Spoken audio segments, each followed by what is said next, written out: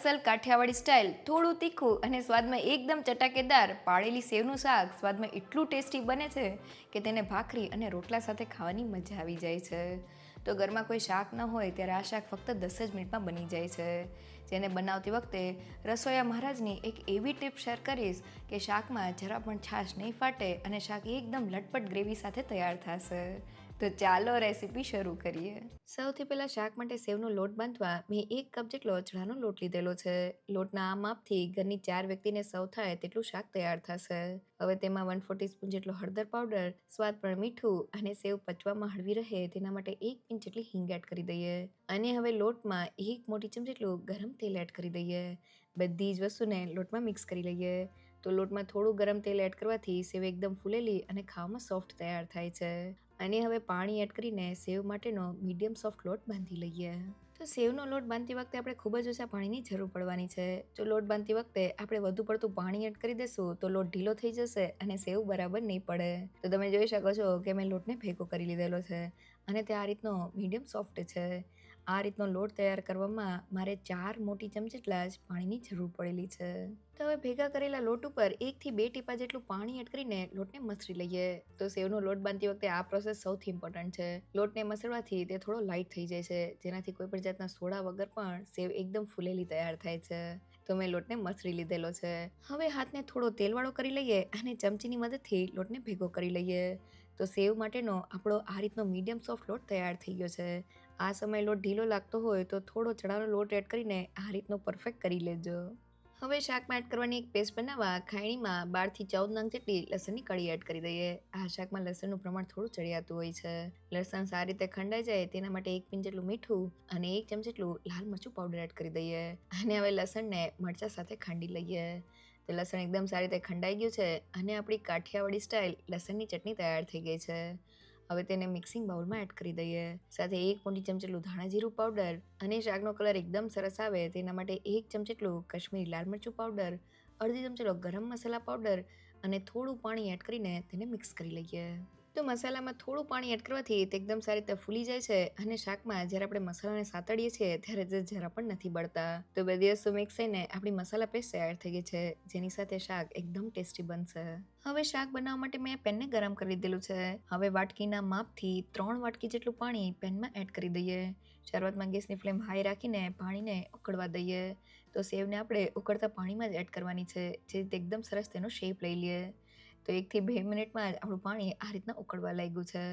તો હવે સેવ પડવા માટે મેં આ રીતની ખમણી લીધેલી છે. તમે કોઈ પણ ઝારાનો ઉપયોગ પણ કરી શકો છો. હવે તેને થોડા તેલથી ગ્રીસ કરી લઈએ, જેથી લોટ તેમાં ચોટે નહીં. હવે સેવના લોટને ખમણી ઉપર રાખી દઈએ અને ચમચીની મદદથી લોટને ઘસતા જઈને સેવને પાડી લઈએ. તો તમે જોઈ શકો છો કે ઉકળતા પાણીમાં જ્યારે સેવ પડે છે ત્યારે તે એકદમ સરસ તેનો શેપ લઈ લે છે. તો મેં બધા જ લોટમાંથી સેવને પાડી લીધેલી છે. હવે પાડેલી સેવને પાણીમાં 2 મિનિટ માટે બોઇલ થવા દઈએ, જેથી સેવ એકદમ સરસ તૈયાર થઈ જાય. હવે તેમાં અડધી ચમચી જેટલો હળદર પાવડર અને સ્વાદ પ્રમાણે મીઠું એડ કરીને તેને મિક્સ કરી લઈએ. તો લગભગ 2 મિનિટ જેવું થઈ ગયું છે અને તમે જોઈ શકો છો કે સેવ એકદમ સરસ તેનો શેપ લઈ લીધેલો છે. તો હવે આપણે શાકની ગ્રેવીમાં છાશ એડ કરવાની છે. તો ગેસની ફ્લેમ થોડી વાર માટે બંધ કરી દઈએ અને ગ્રેવીને થોડી ઠંડી કરી દઈએ, જેથી આપણી છાશ જરા પણ ન ફાટે. હવે શાકમાં એડ કરવા માટે મેં 1 વાટકી જેટલી છાશ લીધેલી છે. હવે છાશને લોટવાળા સેવના બાઉલમાં એડ કરી દઈએ અને વધારાના લોટને છાશમાં એડ કરી દઈએ. તો આ રીતના લોટને છાશમાં એડ કરી દેવાથી છાશ જરા પણ નથી ફાટતી અને શાકની ગ્રેવીને લોટને લીધે એક થિકનેસ મળી જાય છે. તો મેં બધા જ લોટને લઈ લીધેલો છે. હવે છાશને શાકની ગ્રેવીમાં એડ કરી દઈએ અને હવે શાકની ગ્રેવીને સતત હલાવતા જઈને તેમાં એક ઉભરો આવવા દઈએ. તો છાશ એડ કર્યા પછી આપણે ગ્રેવીને સતત હલાવતા રહેવાનું છે. તો પાળેલી સેવનું શાક બનાવતી વખતે આપણે જનરલી છાશને વઘારીને તેમાં સેવને પાડતા હોય છે, પણ રસોઈયા જ્યારે આ શાકને બનાવે છે ત્યારે તે પાણીમાં સેવને પાડે છે. પાણીમાં આ રીતના સેવને પાડવાથી સેવ તેનો એકદમ સરસ શેપ લઈ લે છે અને પછી જ્યારે આપણે તેમાં છાશ એડ કરીએ છીએ ત્યારે શાક એકદમ જબરજસ્ત તૈયાર થાય છે. તો લગભગ 2 મિનિટમાં તમે જોઈ શકો છો કે છાશ ગ્રેવીમાં એકદમ સારી રીતે ભળી ગઈ છે અને આપણું મિક્સર ઉકળવા લાગ્યું છે. તો આપણે તેમાં વઘાર એડ કરવાનો છે. તો વઘારિયામાં 4 થી 5 મોટી ચમચીનું તેલ એડ કરી દઈએ. ગરમ તેલમાં 1 ચમચીલું જીરું, અડધી ચમચીલી રાઈ, 2 સૂકા લાલ મરચાં, 3 નંગ જેટલા લવિંગ, 1 નંગ જેટલું બાદિયું અને થોડા લીમડાના પાન એડ કરીને વઘારને સારી રીતે સાતરી લઈએ. તો વઘારમાં થોડા સૂકા મસાલા એડ કરવાથી શાકનો સ્વાદ એકદમ સરસ આવે છે. હવે મેં અહીંયા અડધા કપ જેટલી ઝીણી સુધારેલી ડુંગળી લીધેલી છે. સાથે 2 નંગ જેટલા લીલા મરચાના ટુકડા અને 1 ચમચી જેટલું ઝીણું સુધારેલું આદુ એડ કરીને તેને સારી રીતે સાતરી લઈએ. તો લગભગ 2 થી 3 મિનિટ જેવું થઈ ગયું છે અને ડુંગળી સારી રીતે સતરાઈને ટ્રાન્સપરન્ટ થઈ ગઈ છે. તો હવે મેં ડુંગળી જેટલા જ પ્રમાણમાં એટલે કે અડધા કપ જેટલા ટમેટાના ટુકડા લીધેલા છે. સાથે ટમેટા ફટાફટ સોફ્ટ થઈ જાય તેના માટે સ્વાદ પ્રમાણે મીઠું એડ કરી દઈએ અને તેને સારી રીતે સાતરી લઈએ. તો શાકની ગ્રેવીમાં થોડા ટમેટા એડ કરવાથી તે એકદમ સરસ લાગે છે.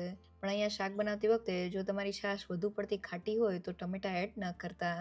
તો લગભગ 3 થી 4 મિનિટ જેવું થઈ ગયું છે અને ટમેટા એકદમ સારી રીતે સતરાઈને સોફ્ટ થઈ ગયા છે. સાથે તે ગ્રેવી સાથે ભળી ગયા છે. તો હવે આ સમયે તૈયાર કરેલી મસાલા પેસ્ટને એડ કરી દઈએ અને તેને સારી રીતે સાતરી લઈએ. તો મસાલા પેસ્ટમાં આપણે બધા જ મસાલા એડ કરી દીધેલા છે એટલે આપણે ઉપરથી કોઈ પણ વધારાના મસાલા એડ નથી કરવાના. તો 2 થી 3 મિનિટ જેવું થઈ ગયું છે અને મસાલા સારી રીતે સતરાઈને તેની સાઇડ્સમાંથી તેલ છૂટું પડી ગયું છે. તો હવે ગેસની ફ્લેમ બંધ કરી દઈએ અને ગરમા ગરમ વઘારને શાકમાં એડ કરી દઈએ અને સારી રીતે મિક્સ કરી લઈએ. તો ઉપરથી આ રીતના જ્યારે આપણે શાકમાં વઘાર એડ કરીએ છીએ ત્યારે શાક એકદમ બજાર જેવું તૈયાર થાય છે.